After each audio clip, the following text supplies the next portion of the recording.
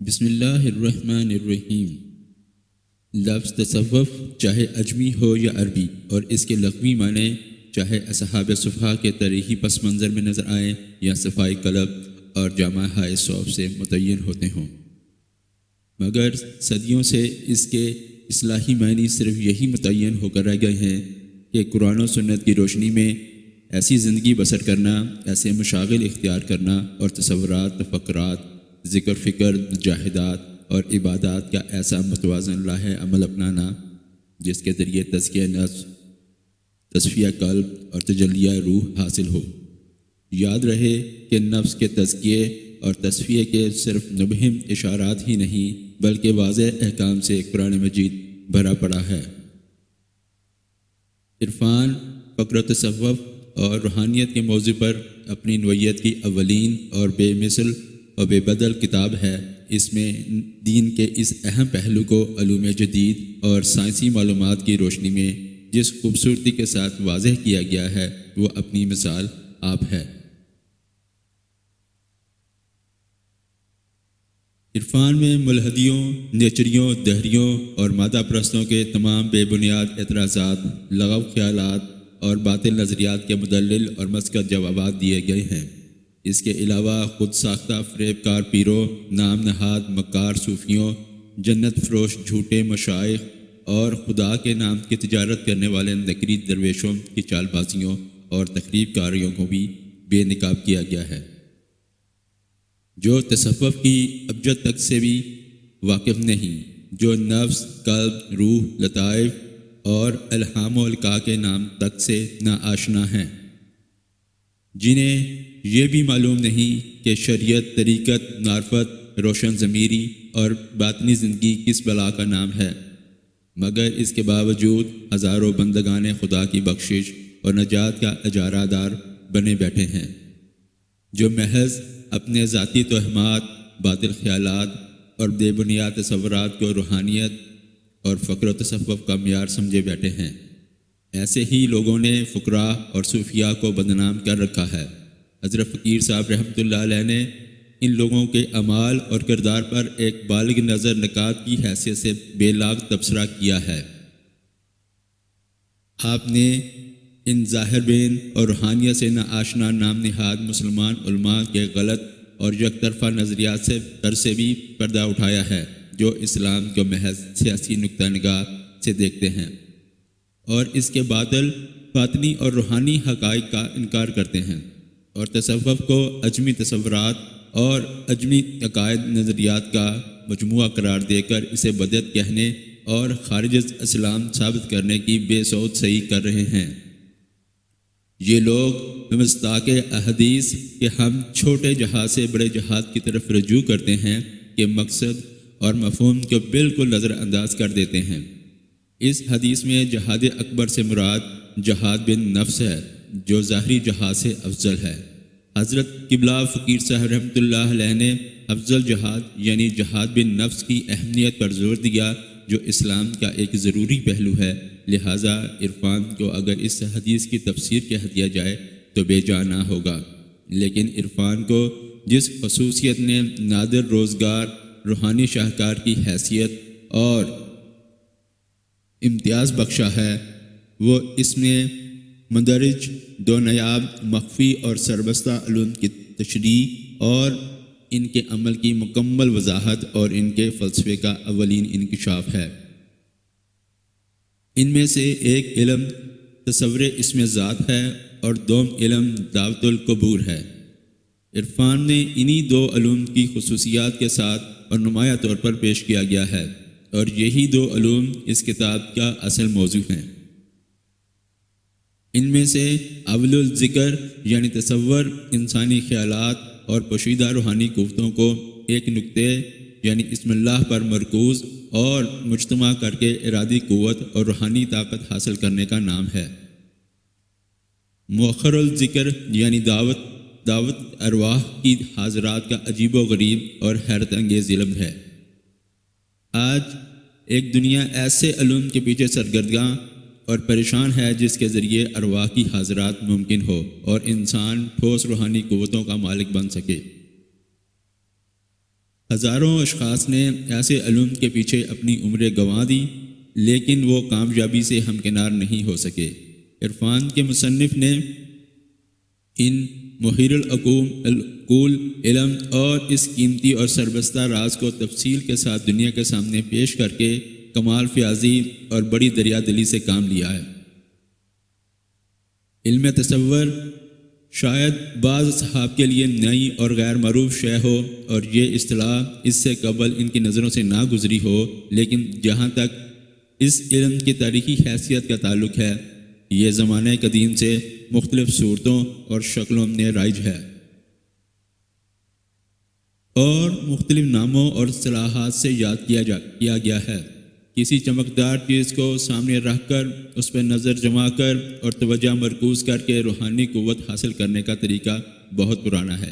چنانچہ زمانہ قدیم سے یہ مقصد حاصل کرنے کے لیے بعض لوگ بلور کی شفاف اور چمکدار قلم کے سامنے رکھ کر اس پر توجہ مرکوز کرتے تھے، بعض چراغ کی لو پر نظر جماتے تھے اور بعض آئینوں اور شیشوں کے گولوں سے یہ کام لیتے تھے، بعض چاند اور سورج کو ٹکٹکی باندھ کر دیکھنے کی مشق کرتے تھے۔ ان کا خیال تھا کہ اس سے نفس اور روح میں جلا پیدا ہوتی ہے۔ اس کو بلور بینی، شمع بینی اور آئینہ بینی وغیرہ مختلف ناموں سے موسوم کیا جاتا تھا۔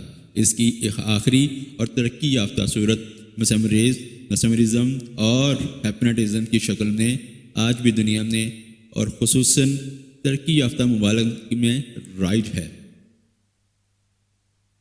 ڈاکٹر میسمر اور مسٹر کھیرو وغیرہ نے اس قسم کی کچھ مشقیں کر کے اور چند مادی اور سفلی کمالات دکھا کر عالمگیر شہرت پائی۔ میسمرزم اور ہیپناٹزم وغیرہ نے صرف فرضی نکات پر نظر جمانے کی مشق کر کے یہ مقصد حاصل کیا جاتا ہے۔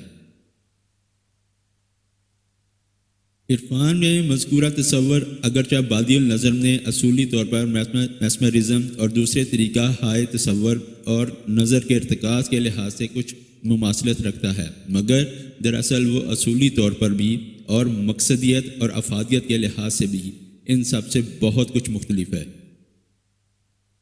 اس میں نہ فرضی نکات پر مشق کی جاتی ہے اور نہ شفاف اجسام پر، بلکہ صرف اسم اللہ ذات کا تصور کیا جاتا ہے۔ اس طریقے میں ابتداً کبھی اسم اللہ لکھا ہوا سامنے رکھ کر اور کبھی اس کے بغیر صرف تصور اور خیال میں اسے تحریر مرقوم اور قائم کیا جاتا ہے،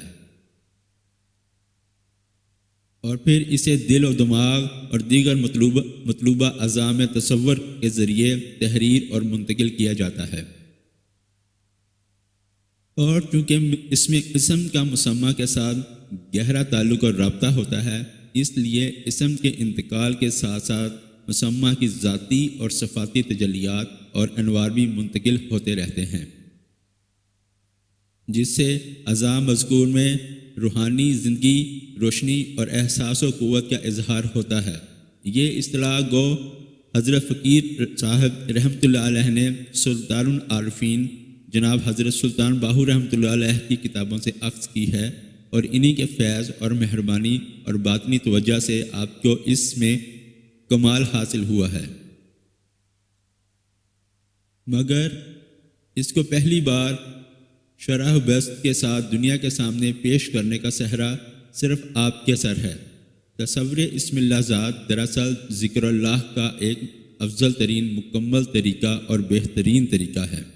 علم دعوت جیسا کہ مذکور ہوا ارواح کی حضرات اور ان سے ہم کلام اور ملاقی ہونے کا علم ہے، یہ اصطلاح بھی حضرت سلطان باہو رحمۃ اللہ علیہ کی وضع کردہ ہے اور انہی کی کتابوں سے ماخوذ ہے۔ حضرت سلطان العارفین رحمۃ اللہ علیہ کے تمام فقر کا دار و مدار انہی دو علوم پر ہے۔ یہی دو علوم ہی فقر کی انتہائی بلندیوں اور رفتوں تک پہنچنے اور اعلیٰ ترین روحانی مراتب و درجات کے حصول کا ذریعہ ہیں۔ مصنف نے ان ہر دو علوم کا انکشاف اور وضاحت کر کے اور ان کی فلسفی کھول کر دنیا کے سامنے پیش کر کے تصوف اور روحانیت کی بہت بڑی خدمت کی ہے۔ یاد رہے کہ ابتدا میں علوم فقہ اور علوم تصوف ہر دو سینہ بسینہ منتقل ہوتے تھے، اہل سلف ان کی ترتیب اور تدوین سے بے نیاز تھے۔ جب سلف کا زمانہ گزر گیا اور صدر اول ختم ہوا اور تمام علوم صنعت کے درجے میں آئے تو فقہائے مجتہدین نے فقہ میں اور صوفیان تصوف نے ضروری قواعد اور قوانین ضبط کرنے کی ضرورت محسوس کی۔ صوفیہ کرام نے کچھ خاص آداب و اصطلاحات وضع کی جو انہی میں رائج اور مشہور ہوئیں۔ مروجہ اوضاع لغویہ چونکہ ان کے معانی و مطالب کی تعبیر سے عاجز اور قاصر ہیں، اس لیے صوفیہ نے چند اور الفاظ وضع کر لیے جو کہ ان کے مطالب کو سہل طریقہ سے ادا کر سکتے ہیں، اور یوں ان اصطلاحات نے ایک علیحدہ مستقل علم کی حیثیت اختیار کر لی۔ حضرت سلطان العارفین رحمۃ اللہ علیہ کا اکابر صوفیہ میں سے ہیں۔ علم تصور اسم اللہ ذات اور علم طاوت القبور مذکور سینہ بسینہ منتقل ہونے والے روحانی علوم میں سے ہے۔ حضرت سلطان العارفین رحمۃ اللہ علیہ نے ان کی تدوین و ترتیب کی ضرورت محسوس کی اور ان کو الفاظ و اصطلاح کا جامعہ پہنا کر ان کو کتابی شکل دی، مگر آپ کی تمام کتابیں چونکہ فارسی زبان میں تھیں اور نایاب تھیں، اس لیے یہ ہر دو علوم صدیوں تک پس منظر رہے اور ایک خزانے کی طرح پہلوی زبان کی کتابوں کے ویرانوں میں مدفون رہے، اور اگر کسی نے ان کی کوئی ایک آدھ کتاب مطالعہ بھی کی تو وہ ان علوم کو سمجھ نہیں سکا اور نہ ہی ان سے استفادہ کر سکا، کیونکہ اول تو حضرت سلطان العارفین رحمۃ اللہ علیہ نے کسی ایک کتاب تک ان علوم کو محدود نہیں رکھا، بلکہ اپنی تقریباً 100 سے زائد فارسی تصانیف نے ان کو پھیلا دیا۔ دوم، آپ نے ان علوم کا صرف اجمالی تذکرہ کیا تھا، ان کی مکمل تفصیل اور پوری تشریح کی حاجت تھی۔ آپ کی تمام کتابوں کے نہایت عملی مطالعے، بڑی چھان بین، انتہائی کھوج اور وسیع و طویل ریسرچ و تحقیق کی ضرورت تھی۔ اس عظیم کام کو پایا تکمیل تک پہنچانا کسی فرد واحد کے بس کی بات نہ تھی، بلکہ یہ علماء اور صوفیاء کے ایک بہت بڑے ادارے اور اکیڈمی کا کام تھا، اور اس کے لیے وسیع تجربات اور روحانی بصیرت اور عمل درکار تھا۔ لیکن بائی ہما اتنا مشکل اور عظیم کام حضرت فقیر صاحب رحمۃ اللہ علیہ نے اپنی پوری عمر صرف کر کے تنہا باحسن وجوہ تکمیل تک پہنچا کر کمال کر دیا۔ حضرت فقیر صاحب علیہ رحمہ اللہ سب سے پہلے صاحب بصیرت بزرگ تھے، جنہوں نے پہلے خود ان علوم کو سمجھا، ان پر انتہا تک عمل کیا اور ان کو مکمل طور پر حاصل کیا، اور پھر پہلی بار عرفان کی صورت نے اردو زبان کے ذریعے اسے دنیا کے سامنے پوری طرح کھول کر پیش کر کے یاران نکتہ دان کو صلائے عام دے دی۔ اس کے علاوہ یورپ کے علم الارواح اسپرچولیزم پر بھی پہلی بار آپ نے قلم اٹھا کر اس کی حقیقت واضح کی اور اس پر نہایت مدلل اور بصیرت افروز بحث کر کے اس کی پوری تاریخ قلم بند کی۔ اس سے قبل کسی نے اردو زبان میں اس دلچسپ موضوع کو نہیں چھیڑا، اور نہ ارواح اور علم روحانیت کے متعلق اس قدر صحیح معلومات کسی نے اس طرح یکجا کی ہیں۔ عرفان کے متعلق بجا طور پر یہ کہا جا سکتا ہے کہ اردو نثر میں فقر و تصوف اور روحانیت کے موضوع پر یہ پہلی تبازات منفرد اور عجیب و غریب کتاب ہے۔ فقر و تصوف اور روحانیت کو جس انوکھے، مؤثر اور دلکش انداز میں عرفان کے اندر پیش کیا گیا ہے، اس کی نظیر دنیا کے کسی زبان کی کسی کتاب میں نہیں ملتی۔ عرفان میں اس موضوع پر مکمل اور جامع کتاب ہے، جس کے بعد کسی اور کتاب کے مطالعے کی ضرورت باقی نہیں رہتی۔ عرفان معرفت کی کائنات، فقر کا خزینہ، تصوف کا بحر پیکراں، روحانیت کا جامع علوم اور طریقت کا گوہر نایاب ہے۔ جس نے بھی اس کو خلوص اور توجہ کے ساتھ پڑھا، اس نے اپنا دامن گوہر مقصود سے بھر لیا۔ عرفان کے ہر لفظ میں مصنف کی روح کار فرما اور جلوہ گر ہے۔ اس کا ہر حرف فی نفسہ کرامتوں کا حامل ہے۔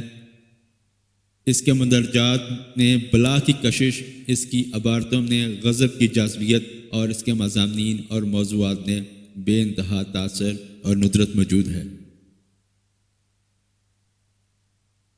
عرفان پہلی مرتبہ 1946 میں شائع کی ہوئی تھی، جو بے حد مقبول ہوئی۔ اس کی مقبولیت کا یہ عالم ہے کہ نشر و اشاعت اور تشہیر و پروپیگنڈے کے فقدان کے باوجود 28 بار اس کی اشاعت ہو رہی ہے۔